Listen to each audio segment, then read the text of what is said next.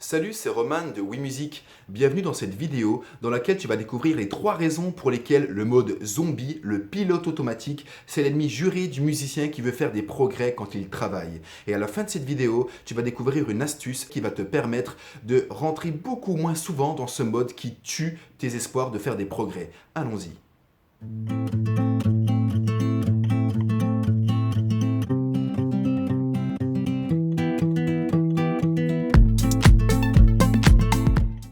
Le mode zombie, c'est quoi? Globalement, c'est quand tu travailles ton instrument, mais il n'y a que tes mains qui bougent. Ta tête ne réfléchit pas. En gros, c'est quand tu es physiquement là et mentalement ailleurs en train de penser à ce que tu vas cuisiner plus tard. Donc le mode zombie, c'est un travail dans lequel tu accumules du temps sur ton piano, tu accumules du temps sur ta guitare, sur ta trompette, sur ta batterie. Peut-être que tu as déjà vu des personnes qui travaillent un instrument, peut-être que tu t'es déjà filmé en train de travailler et tu as peut-être remarqué que justement, quand tu travailles, tu joues un morceau jusqu'à ce qu'il y ait un passage qui coince, qui sonne pas assez bien. Là, tu t'arrêtes, tu travailles un petit peu ce passage, 5, 10 fois, enfin jusqu'à ce qu'il sonne un peu mieux. Puis tu reprends depuis le début et voilà, tu vas jouer jusqu'au prochain passage qui va un petit peu coincer. Avec comme seul principal outil la répétition. Mais c'est extrêmement dangereux pour 3 raisons et on va le voir tout de suite.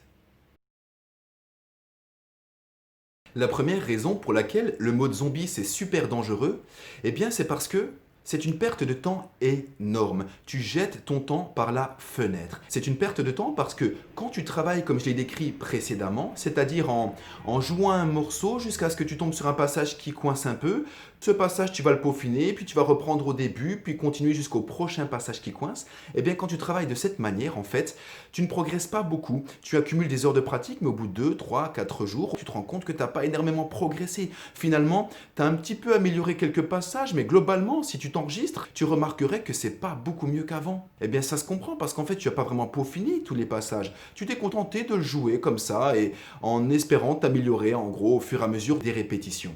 Et même, ce qui est le plus grave, c'est qu'en fait, tu te tires une balle dans le pied ou dans les mains, vu qu'on est musicien, et tu creuses ta tombe musicale. Parce que quand tu répètes, ton cerveau stabilise. C'est la fameuse loi de Hebb. Donc la loi qui est un fondement des neurosciences et qui dit que quand 2 neurones sont connectés ensemble et qu'ils sont stimulés en même temps, eh bien, ils vont renforcer leur connexion, ils vont développer plus de connexions qui vont être mieux organisées et plus efficaces. Et c'est ça qui va permettre d'être plus rapide et plus efficient quand on exécute un geste. Quand tu travailles sans trop réfléchir et que tu peaufines juste quelques passages qui butent à certains moments, tous les autres passages auxquels tu n'auras pas vraiment accordé d'attention, tu les auras répétés de très nombreuses fois, ce qui les aura renforcés. Et si plus tard tu te dis mince, en fait tous ces passages ils sont pas très beaux, ça manque de nuances, c'est un peu plat, c'est un peu précipité, c'est pas assez délié, contrairement à ce que le vieil adage dit régulièrement, la pratique ne rend pas meilleur.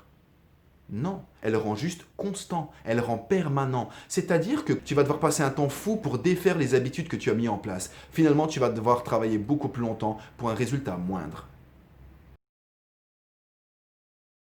La deuxième raison pour laquelle c'est très mauvais de travailler en mode zombie, c'est parce que ça tue et ça ruine totalement ta confiance en toi et en ta capacité à progresser. En effet, si tu travailles et que tu as peu de progrès et que tu passes un temps dingue, tu vas finir par croire que tu es mauvais. Et si tu crois que tu es mauvais, eh bien tu vas être moins motivé pour travailler, tu auras moins envie parce que si tu progresses pas, eh bien ça tue ta motivation.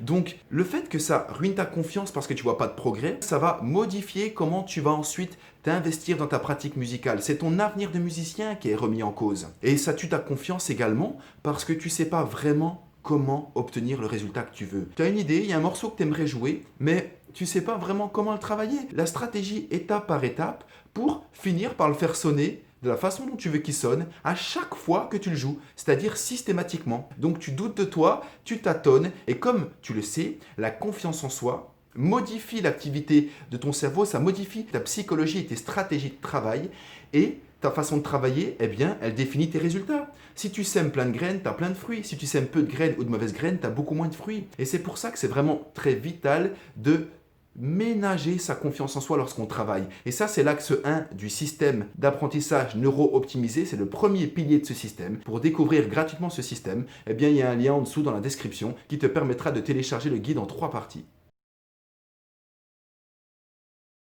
La troisième raison pour laquelle il faut absolument éviter de travailler en mode zombie, c'est parce que c'est chiant à mourir. Et quand c'est chiant à mourir, eh bien tu prends pas de plaisir. Et si tu prends pas de plaisir, tu vas retourner moins fréquemment vers ton instrument. Mais en plus, quand c'est chiant à mourir, ça favorise le fait d'être inattentif. Comme l'explique Jean-Philippe Lachaud dans son excellent livre Le cerveau funambule, Jean-Philippe Lachaud est directeur de recherche à l'INSERM en neurosciences de l'attention. Ce livre est vraiment formidable, je vous invite vraiment à le découvrir. Et bien comme Jean-Philippe Lachaud l'explique dans ce livre, dans notre cerveau, il y a un système qui gère l'attention qui s'appelle le système de pilotage. En gros, c'est un système qui retient une consigne que l'on va appliquer. Quand on travaille en mode zombie, on se dit en gros, eh bien je vais travailler ce passage pendant 30 minutes, ou bien je vais faire 15 répétitions de ci, puis 15 répétitions de ça. Eh bien ça, c'est des consignes vagues, et c'est des consignes qui sont peu challengeantes. Et comme tu le sais, comme tu l'as vu à l'école, quand on te demande de faire quelque chose qui t'intéresse pas, qu'est-ce qui se passe? Quand le prof te parle de quelque chose, tu t'en fous, tu te disperses, enfin c'est humain, t'as pas envie. Ce qui fait que tu te déconcentres beaucoup plus vite. Et les consignes du style, je vais travailler ça 30 minutes, c'est des mauvaises consignes, parce que c'est pas des consignes stimulantes. Et comme le dit Jean-Philippe Lachaud, le système de pilotage, lui, son travail, c'est de garder une consigne en mémoire. Et ce système est d'autant plus efficace que ce que tu fais te donne du plaisir ou te demande de l'attention. C'est-à-dire que ça te demande vraiment d'être vigilant tout le temps pour bien, en temps réel, t'ajuster et t'adapter. Quand c'est pas le cas, la consigne disparaît beaucoup plus vite. Le courant électrique dans les neurones concernés s'éteint beaucoup plus vite. Ce qui fait qu'en fait, t'oublies et d'un coup, t'es en train de penser à ce que tu vas faire après alors que t'es encore en train de répéter en boucle le même passage. Le travail en mode automatique, c'est chiant et ça fait que tu es moins concentré, que tu prends moins de plaisir. Donc tout ça, c'est encore des catalyseurs de travail inutile qui va te faire perdre ta confiance et ta motivation.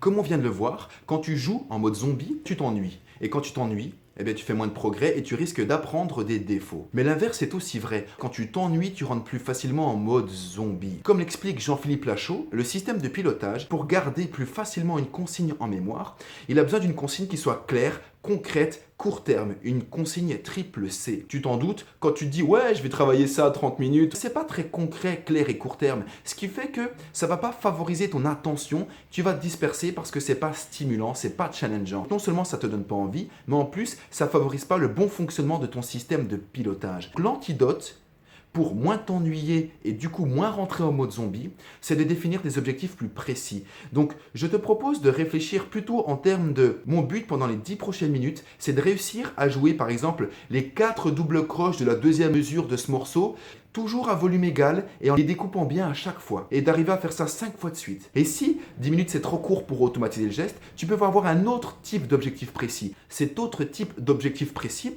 eh bien ça peut être simplement de chercher à comment réussir à faire le geste plus tard. C'est-à-dire que tu vas réfléchir, tâtonner dans tes gestes, ta façon de te tenir, etc. pour trouver les ingrédients qui permettent d'obtenir le résultat que tu veux.